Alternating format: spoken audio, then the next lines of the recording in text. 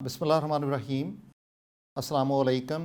हमारा आज का जो लेसन है वो मुरक्बे अज़ाफ़ी और याए मुतकल्लम के तअल्लुक़ पे है कि मुरक्बे अज़ाफ़ी में जब याए मुतकल्लम आती है तो उसके अंदर क्या तब्दीली वाक़या होती है।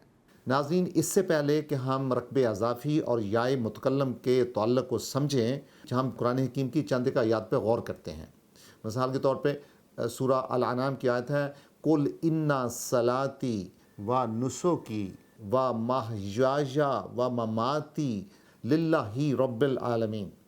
यानी रिसालत में आपको कहा जाता है कि इनको कहें कि मेरी नमाज, मेरी कुर्बानी, मेरी ज़िंदगी और मेरी मौत अल्लाह ताला के लिए है, अल्लाह ताला की ज़ात के लिए है जो कि आलमीन का रब है। नाज़रीन, इसमें गौर करें, सलाती यहाँ पे या मुतकल्लम आया, नुसुकी, महया या ममाती, इसमें सारों के एंड्स पे क्या आया है, या मुतकल्लम आया है और ये मुरक्बे अज़ाफ़ी है। फिर सूरह तहा क्या आता है, क़ाल रब्बिश्रह ली सदरी, यानी ऐ अल्लाह मेरे सीने को खोल दे।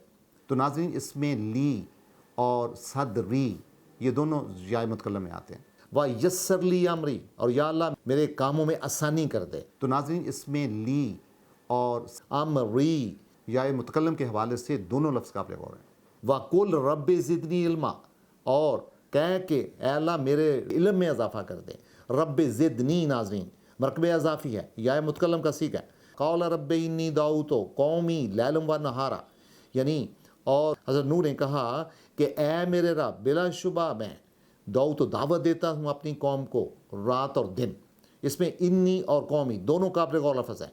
एक और कुरान की क्या आता है, कुल इन्नमा अदउ रब्बी वला उशरिकु बिही अहदा, कि इनको बताएं कि बिलाशुबा मैं अल्लाह ताला की ज़ात को पुकारता हूँ और अल्लाह ताला की ज़ात के साथ किसी को भी शरीक नहीं ठहराता। इसमें रब्बी काबिल गौर लफ्ज़ है, मुरक्बे अज़ाफ़ी है या मुतकल्लम है। तो नाज़रीन, ये जितनी भी आयात हमने पढ़ी हैं इनमें मुरक्बे अज़ाफ़ी का सीगा है और या मुतकल्लम है, और यही बात है जो आज की गर्दान में, आज के लेसन में हम समझेंगे। तो नाज़रीन, आपको याद होगा कि मुरक्बे अज़ाफ़ी में एक मुदाफ़ होता है, एक मुदाफ़ अलैहि होता है। जब ये दोनों इकट्ठे होते हैं तो मुरक्बे अज़ाफ़ी बनता है। तो मुरक्कब हमेशा दो या दो से ज़्यादा अल्फाज का वो मजमुआ होता है जो पूरे जुमले का मानी नहीं देता लेकिन फिर भी मानी रखता है। और जिस मुरक्कब में अज़ाफ़ा का तसव्वुर या मतलब पाया जाए उसके अंदर हमेशा मुदाफ़ और मुदाफ़ अलैह होते हैं, यानी एक कब्ज़े होने वाली चीज़ और एक जो कब्ज़ा करने वाला है, यानी मुदाफ़ अलैह। तो गोया आज हम ये देखेंगे कि याए मुतकल्लम, यानी जब हम कहते हैं मेरी किताब, मेरी, तो मेरी की जो ये है ये याए मुतकल्लम है, यानी जो कि मेरी मलकियत को ज़ाहिर करती है। ये मुदाफ़ अलैह है, यानी ये कब्ज़ा करती है ना, मेरी किताब, मेरी नोटबुक, मेरी गेंद, मेरा फुटबॉल। तो ये जो मेरी की ये है, ये या मुतकल्लम है। और इसके रवैये को मुरक्बे अज़ाफ़ी में देखने के लिए हमें सिर्फ़ एक दो बातें याद रखनी हैं। मिसाल के तौर पे आप इन पे गौर करें, इस टेबल पे। पहले तो इस टेबल पे गौर करें जो कि हमारे दमायर को, यानी जो हमारे दमायर हैं और मुरक्बे अज़ाफ़ी है उनके तअल्लुक़ को वाज़े करता है। यानी रब्बूहु उसका रब, रब्बूहुमा उन दो का रब, ये मुज़क्कर का सीगा है और ये वाहिद सीगा है, मुज़क्कर है, गायब है। और ये तस्निया का सीगा है, गायब है और मुज़क्कर है। और ये जमा का सीगा है, गायब है और मुज़क्कर है। रब्बूहुम उनका रब, रब्बूहा यानी उस खातून का रब, रब्बूहुमा उन दो ख़वातीन का रब, रब्बूहुन्ना उन ज़्यादा ख़वातीन का रब, रब्बुका आपका रब, यानी आप मुज़क्कर हैं, आपका रब, रब्बुकुमा उन दो मर्दों का रब, रब्बुकुम आप सब का रब, रब्बु की यानी खातून से मुखातब है, मुअन्नस का सीगा है, रब्बु की आपका रब, रब्बुकुमा यानी दो ख़वातीन का रब, और रब्बुकुन्ना ख़वातीन का रब, तुम ख़वातीन का रब, और रब्बी मेरा रब, रब्बुना हमारा रब। ठीक है, ये जमा का सीगा दोनों के लिए इस्तेमाल हो जाता है। रब्बी मेरा रब और रब्बुना दो का भी रब है, रब्बुना ही इस्तेमाल होगा। और रब्बुना नहनु के लिए यानी हमारे लिए जमा का सीगा है और ये भी इस्तेमाल होगा।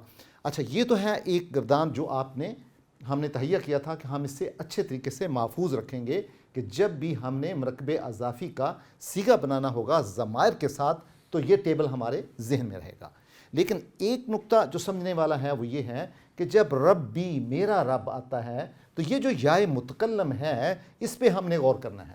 تو اس کے بارے میں ایک بات یہ یاد رکھنے والی ہے کہ جب بھی یائے متکلم آئے گی تو اس کے اوپر جزم ہوگا، اور اس سے اپنے پہلے آنے والے حرف پہ یہ ایک بات کا صرف مطالبہ کرتی ہے. وہ کیا کہتی ہے؟ جو بھی لفظ اس سے پہلے آئے گا اس کو یہ ایک ہی درخواست کرتی ہے کہ آپ کے نیچے جو اعراب ہوگا وہ کسرہ ہوگا. یعنی یائے متکلم ہمیشہ یہ مطالبہ کرتی ہے اپنے سے پہلے والے حرف سے کہ وہ اپنے نیچے کسرہ کا اضافہ رکھے گی، یعنی کسرہ لے گی. نہ وہ دمہ کے بھی خلاف ہے اور وہ فتح کے بھی خلاف ہے، اور وہ کہتی ہے کہ مجھ سے پہلے جو بھی حرف آئے گا وہ کسرہ لے گا. مثال کے طور پہ دیکھیں، قوم، انا میری قوم، قومی، یہ جو یا ہے اس نے میم کو کہا کہ مجھے کسرہ چاہیے تو میم کے نیچے کسرہ لگ گیا. عبدن بندہ، انا یعنی میرا بندہ، عبدی، عبدی. اب دیکھیں یہ یائے متکلم ہے، اس نے دال سے کہا کہ آپ کے نیچے کسرہ ہونا چاہیے تو لہٰذا عبدی. اسی طرح قومی، قومن انا میری قوم، اور قومی تو یا اس سے پہلے میم کے نیچے کسرہ. اسی طرح قوم انا قومی، عبدن انا عبدی. اب دیکھیں ان سارے سیغوں میں آپ کو ایک ہی طرح کی شکل ملے گی. اسے کہتے ہیں یائے متکلم.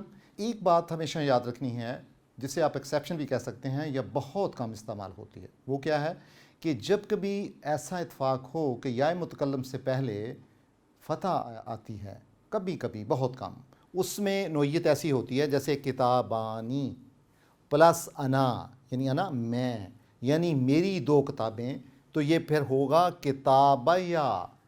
یعنی پھر جو یا ہے وہ جزم نہیں لے گی، یہ جو ہے وہ جزم نہیں لے گی بلکہ اپنے سے آنے والے حرف کے اوپر فتح لے رہی ہے لیکن خود جزم نہیں لے گی.